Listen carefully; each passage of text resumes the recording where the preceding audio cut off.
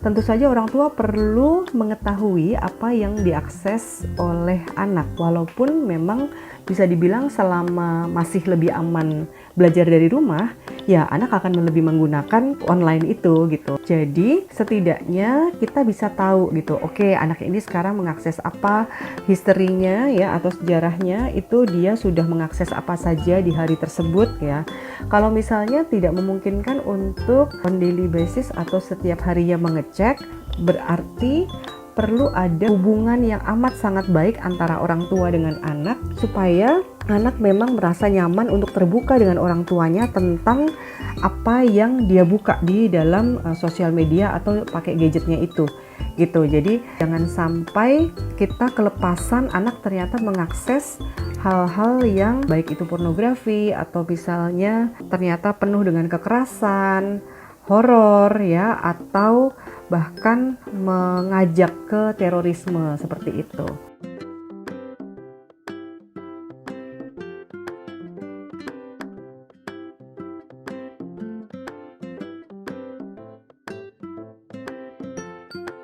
Nah, jadi dalam hal terjaga hak privasinya, ya kita mungkin bisa membantu anak untuk memahami bahwa nggak penting kok banyak-banyakan temen gitu misalnya ya, tapi juga bagaimana dia tuh betul-betul berteman gitu dengan orang-orang yang di sosial medianya gitu, misalnya seperti itu. Dan kemudian dia bisa mengunci gitu sosial medianya tidak untuk dimasuki banyak orang yang tidak dia kenal gitu. Terus kemudian kita juga mengajarkan caranya memilih teman yang di-accept di sosial medianya gitu. Nah, terus kemudian tentang kebebasan berekspresi, sebenarnya kan memang untuk punya sosial media gitu ya, itu kan harusnya kan memang 13 tahun ke atas ya paling enggak, di situ sudah bisa diajak berdiskusi.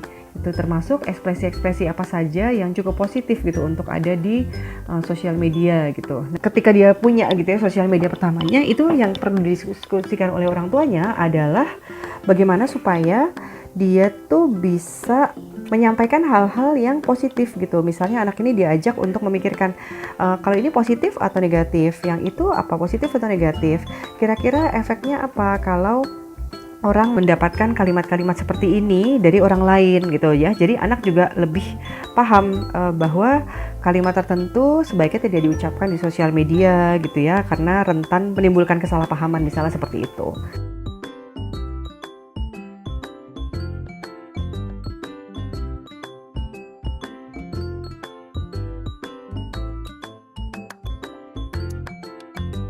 Tentunya orang tua juga perlu memperlihatkan bahwa ketika dia menggunakan media online itu memang betul-betul bertanggung jawab gitu ya. Contoh perilaku bertanggung jawab itu misalnya penggunaan media online-nya itu tidak setiap saat, namun ada batasnya. Misalnya katakanlah dia sedang beribadah, berarti dia fokus untuk ibadah, lagi makan ya fokus untuk makan gitu ya, bukannya sambil ibadah sambil makan ya tetap buka gadgetnya gitu misalnya. Contoh perilaku baik yang perlu diberikan juga adalah misalnya saat penggunaan media sosial. Jadi tentunya tidak berlebihan ya, jangan setiap saat juga update terus gitu. Terus kemudian ketika berkomentar itu juga merupakan komentar yang positif gitu misalnya. Boleh sekali kita juga memperlihatkan bahwa yang kita follow misalnya itu adalah yang media yang positif saja gitu. Terus kemudian bahwa yang kita baca ya, berita dan lain sebagainya itu adalah berita juga yang memang positif gitu ya dan bermanfaat gitu.